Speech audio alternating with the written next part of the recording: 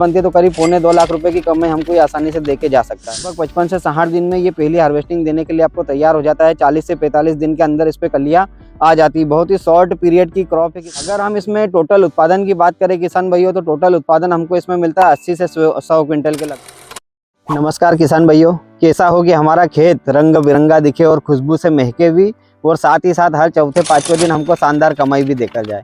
जी हाँ किसान भाइयों, आप देख सकते हैं अभी हम खड़े हैं गेंदे के फूल में, जिसमें 2 प्रकार के फूल लगे हैं। एक तरफ ऑरेंज है, एक तरफ येलो है। और क्या गजब की ग्रीनरी बनी हुई है हमारे खेत में। 3 से 4 कलर हमको मस्त तरीके से हमारे खेत में दिख रहे हैं। ऑरेंज भी है, वाइट भी है और साथ में येलो भी है और ग्रीन भी है। लगभग पूरा तिरंगा बन के रेडी है हमारे खेत में। क्या गजब की ग्रीनरी आ रही है। तो अगर इस साल आपका खेत अभी खाली है जनवरी या फरवरी के महीने में, तो आप इस तरीके की खेती कर सकते हैं। बहुत ही शानदार खेती है किसान भाइयों। कम खर्च में अच्छा उत्पादन देने वाली ये खेती बन सकती है। तो इस फसल के बारे में हम संपूर्ण जानकारी जानने वाले हैं कि यह फसल कितने दिन की होती है, इसमें कितनी लागत आती है, कितना उत्पादन होता है, कितनी हार्वेस्टिंग होती है। A to Z जानकारी इस वीडियो के माध्यम से हम आपके साथ में शेयर करने वाले हैं। तो जिन किसान भाइयों ने अभी तक भी हमारा चैनल सब्सक्राइब नहीं किया है, चैनल को सब्सक्राइब करें, साथ ही साथ बेल आइकन की बटन पर भी क्लिक करें, ताकि ऐसी ही महत्वपूर्ण जानकारियां आपको सही समय पर मिलती रहें।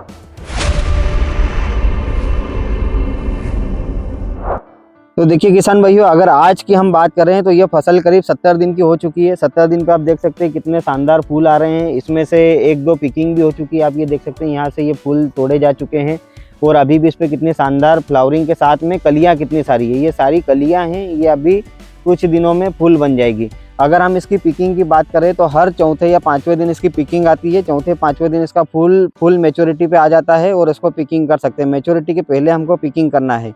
तो ये तो था कि आज की बात है, लेकिन इस फसल की शुरुआत कितने दिनों पहले हुई थी। जैसे मैंने आपको बताया कि ये पौधा भी 70 दिनों का हो चुका है। अगर इस फसल की ओवरऑल उम्र की बात करें तो 100 से 120 दिन की होती है किसान भाइयों। मात्र 4 महीने की ये फसल होती है, जिसमें अगर हम इसको ट्रांसप्लांट करते हैं, जैसे इसकी नर्सरी तैयार होती है। नर्सरी आप इसकी घर पे भी तैयार कर सकते हैं क्यारी बनाकर। दूसरा, या फिर आप किसी पॉली हाउस या ग्रीन हाउस नर्सरी से आप इसके पौधे डायरेक्ट खरीद सकते हैं, और पौधे खरीद कर आप इसको आपके खेत में लगा सकते हैं।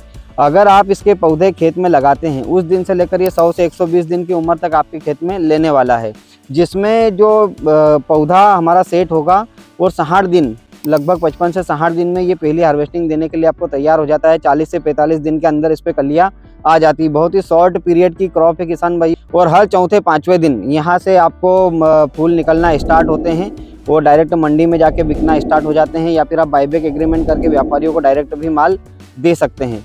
ये तो इसकी कहानी थी। अब हर चौथे पांचवें दिन आप पिकिंग लेते लेते करीब इसको 4 महीने तक इसको हम चला सकते हैं।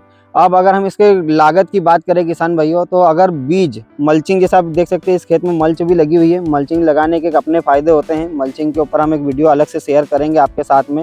अभी इसमें मल्चिंग को छोड़कर और ड्रिप को छोड़कर अगर हम खर्च की बात करें तो पौधे, खाद, दवाई, मजदूर सब मिलाकर करीब 35,000 रुपये, 30 से 35,000 रुपये का खर्च आपको प्रति एकड़ आने वाला है। अगर हम इसमें टोटल उत्पादन की बात करें किसान भाइयों, तो टोटल उत्पादन हमको इसमें मिलता है 80 से 100 क्विंटल के लगभग। और अगर रेट की बात करें तो rate market to market vary करता है। अगर डिमांड ज़्यादा है, मतलब उत्पादन कम है और डिमांड ज़्यादा है, तो रेट ज़्यादा मिलेगा। अगर माल भर पल्ले मंडी में जा रहा है, डिमांड कम है, तो हमको रेट कम मिलेगा। लेकिन फिर भी 8-10 रुपये किलो आसानी से इसका हमको रेट देखने को मिल जाता है।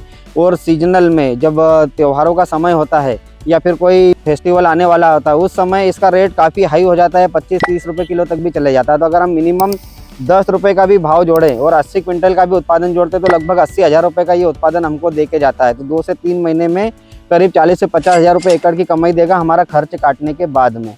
और अगर हमको रेट अच्छा मिल जाता है तो ये करीब हमारी फसल बन जाएगी। अगर 100 क्विंटल का उत्पादन हम जोड़ते हैं और अगर 20 रुपये का भी भाव जोड़ते हैं, तो करीब 2 लाख रुपए की फसल बनती है। 30-35,000 रुपये एकड़ का खर्च आना है और 2 लाख की फसल बनती है, तो करीब 1.25 लाख रुपए की कमाई हमको ये आसानी से देके जा सकता है।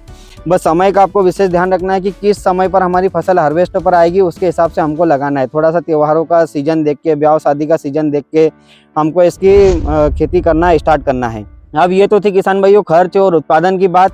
अब कोई ऐसी फसल नहीं हो सकती हमारे खेत में कि अगर हमने उसको लगा दिया और बिना हेडक के वो तैयार होकर हमारे हाथ में आ जाएगी।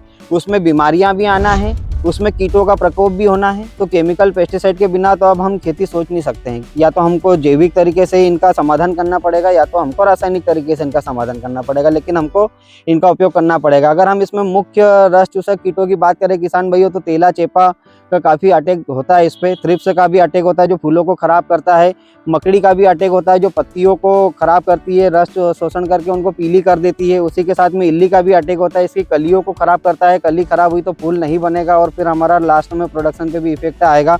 इस तरीके के कुछ कीटों का इस पे अटैक होता है।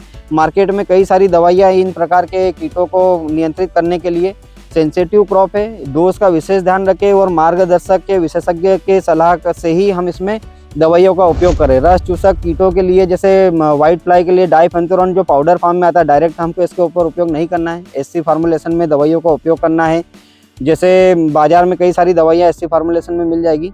सबसे बेस्ट अगर आप चाहें तो रोनफेन का उपयोग कर सकते हैं। रोनफेन लगभग सभी प्रकार के रस चूसक कीटों को नियंत्रित करते हुए फसल को कोई नुकसान नहीं पहुँचाएगा। उसके बाद में इल्ली के लिए आप CTPR क्लोरिंट्रानिलीप्रोर 18.5% जो मार्केट में कोराजन के नाम से फेमस है, आप उसका उपयोग कर सकते हैं, सभी प्रकार की इल्लियों को नियंत्रित करेगा। उसके अलावा इमामेक्टिन बेंजोएट 5%, वो भी इल्ली पे अच्छा काम करता है। 1.9% में जो आता है उसका भी आप उपयोग कर सकते हैं, EC फार्मूलेशन में आता है।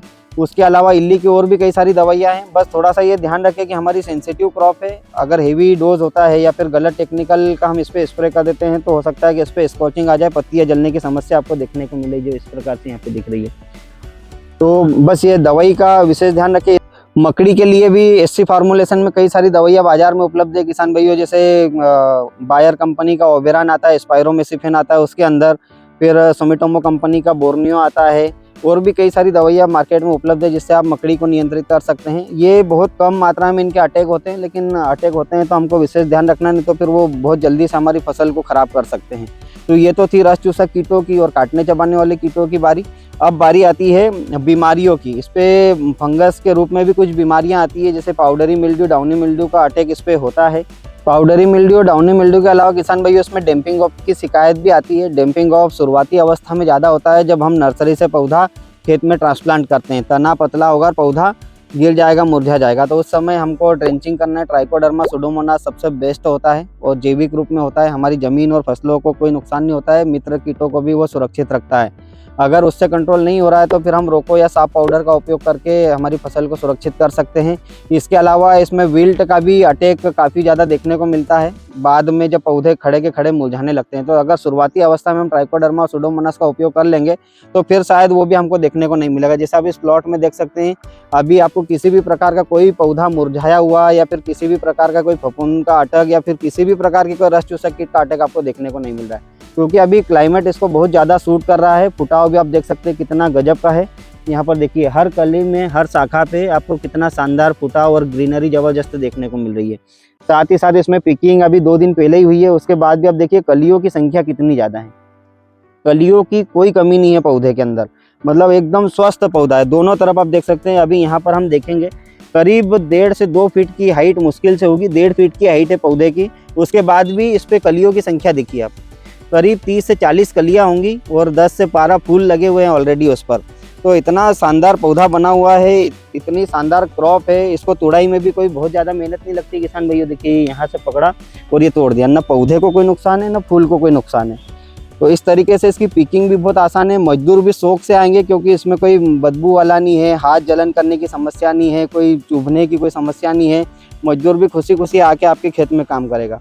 अब कुछ स्पेशल टिप्स हमारी तरफ से किसान भाइयों जो ध्यान देने लायक है। जैसे ही आप इस खेत से फ्लावर की पिकिंग करते हैं तो उसके तुरंत बाद में हमको एक स्प्रे करना चाहिए, जिसमें 13-0-45 के साथ में मिक्स माइक्रोन्यूट्रेंट 5 ग्राम प्रति लीटर 13-0-45 और 1 ग्राम प्रति लीटर मिक्स माइक्रोन्यूट्रेंट का अगर हम स्प्रे करते हैं तो इसमें जो पिकिंग है वो काफ़ी फास्ट आएगी, क्योंकि हमको पिकिंग से ही मतलब है। पिकिंग जल्दी जल्दी आएगी तो हमारा पैसा अच्छा बनेगा और लास्ट में हमको उत्पादन भी अच्छा देखने को मिलेगा। तो एक ये स्प्रे आप ज़रूर करें। और रही बात न्यूट्रिशन की और ग्रेड की, तो वेजिटेटिव ग्रोथ में हमको इस पर 19-19-19 का ड्रेंचिंग करते रहना है और 12-61 का भी उसी के साथ में हमको ड्रेंचिंग करना है। समय समय पर 15 से 20 दिनों में एक मिक्स माइक्रोन्यूट्रेंट 250 ग्राम प्रति एकड़ की दर से हमको उसका ड्रेंचिंग करना है। कैल्शियम नाइट्रेट 3 किलोग्राम प्रति एकड़, 250 ग्राम प्रति एकड़ बोरॉन, ये तो हमको चलाते रहना है हर 15 दिन में एक बार। उसी के साथ में फास्फोरस बेस्ड जो प्रोडक्ट हैं हमारे, जो NPK की ग्रेड है, जैसे 052-34 हो गया, 12-61-0 हो गया, 13-0-45, तो मैंने आपको बताया स्प्रे में लेना है। साथ ही साथ हमको ड्रेंचिंग भी करना है। कोई बहुत ज़्यादा इसमें NPK की ग्रेड और खर्च नहीं लगना है। बेसल खाद आप जैसे इसमें मल्चिंग डली है तो आप बेसल खाद नहीं दे सकते हैं, इसलिए हमको इन ग्रेड का उपयोग करना है। अगर हम बेसल खाद दे सकते थे तो वेजिटेटिव ग्रोथ में यूरिया और रिप्रोडक्टिव ग्रोथ में यूरिया प्लस पोटास, इसमें हमारा काम हो जाता है। और बेसल में डीएपी तो सभी किसान भाई डालते ही, जो फास्फोरस का काम करता है। हर बेसल खाद में डीएपी जाना ही है यूरिया और पोटास के साथ में।